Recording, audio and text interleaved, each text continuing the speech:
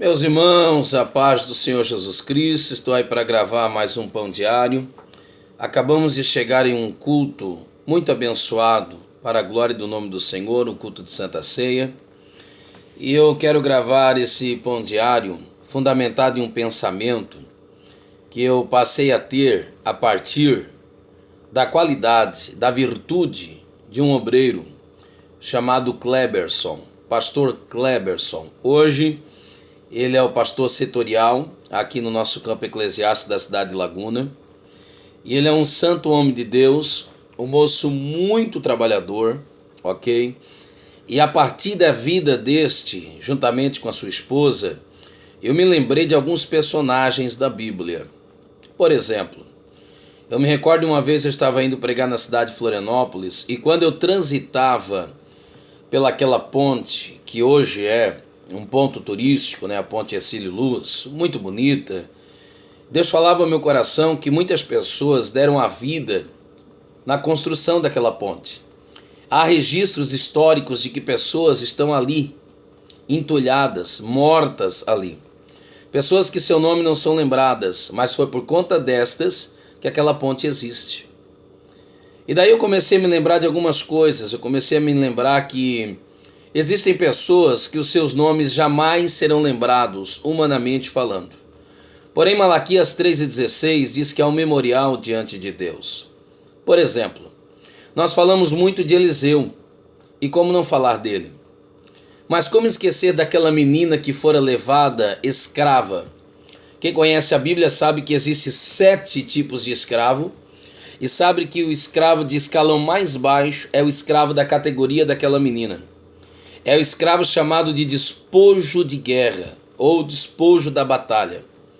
Alguns escravos como aqueles eram trazidos ou levados, como você queira entender, amarrados um após outro em fila indiana, e entravam na cidade que os despojou, que os venceu, melhor dizendo, debaixo de xingos, assovios, e era terrível, era um quadro terrível. Porque além de ser desterrado, além de ser arrancado da sua casa, de seus familiares, ainda está em terra estranha, tido, estigmatizado a vida inteira pela derrota, estigmatizado, rotulado a vida inteira como um povo inimigo.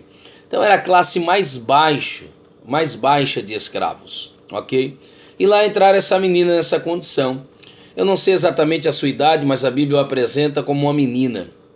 Só que eu ouvi um comentarista falar, Paul Rolfe, é interessante. Ele diz que existe a lei dos escravos em todas as nações.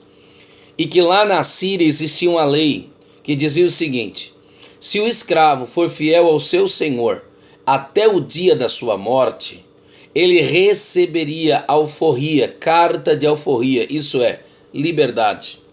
Então, irmãos, isso se torna um agravante a mais. Porque essa menina, ela tem duas opções. Ou ela sofre momentaneamente esperando a morte do seu senhor, que sofre de uma doença degenerativa, o grande Naamã, porém leproso. Ou ela faz o que ela fez, gente. Ela esquece a mágoa, esquece o ranço, esquece a dor. E ela indica a esse homem a solução do seu problema. Então, que menina extraordinária é essa? Que fez com que o nome de Eliseu soasse em terra estrangeira, que fez com que o nome do Deus de Eliseu fosse glorificado em terra estrangeira, que Jesus o cita lá no livro de Lucas capítulo 4. Então a gente fala de Eliseu, mas a gente esquece de meninas, como essa menina, que não se sabe o seu nome. É mais uma dos anônimos de Deus, assim como o pastor Kleberson, que momentaneamente, pelo menos, eu creio que apenas por um período de tempo, não é nem mesmo integrado e faz mais do que muitos integrados. Desculpe dizer a verdade. Ele faz e marca história para a glória de Deus. É um anônimo de Deus. Eu tive a alegria de pregar para ele algumas vezes e ver o quanto o povo ama, o quanto o povo respeita, ver a capacidade que um homem desse tem, ok? De unir as pessoas, a capacidade, a humildade, o culto rende, é um santo homem de Deus, é um anônimo de Deus. Nós falamos de Paulo e como não falar dele. Mas você lembra do Judas? Que o recebeu na sua casa? Você lembra do profeta Ananias, que Deus falou com ele? Ananias a priori quer recusar-se, sabendo de quem era Saulo de Tarso. E Deus o disse, mas este para mim agora é um vaso escolhido. Eu vou citar alguns nomes aqui que nós conhecemos muito bem. David Wilkerson, Billy Graham, quem mais? Aqui em Santa Catarina, saudoso pastor Cezino Bernardino e tantos outros homens de Deus que nós poderíamos citar. Poyang Shu, por exemplo, na Coreia. Minha pergunta é, você sabe quem foi o professor desses homens? O discipulador desses homens? Você sabe quem foi o primeiro professor da escola dominical do pastor Cezino Bernardino? Você sabe quem foi o primeiro pastor Poyang Shu? Quem foi o primeiro pregador em que Billy Graham ouviu e se inspirou para começar a pregar? Quem foi o primeiro escritor que inspirou David Wilkerson? Porque esses homens tiveram referenciais.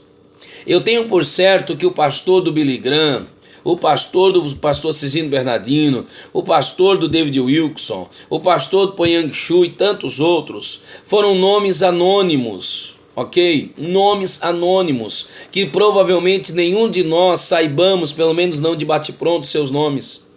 Então existem vozes menores, ok? Existem vozes menores, que servem como alavanca. Existem vozes menores, que servem como força. Existem vozes menores, que servem como inspiração para vozes maiores. E você só ouvirá vozes maiores por causa dessas vozes menores. E essas vozes menores é a voz do pastor desses homens, do líder desses homens, do líder de jovens desses homens, da irmãzinha que orava por esses homens.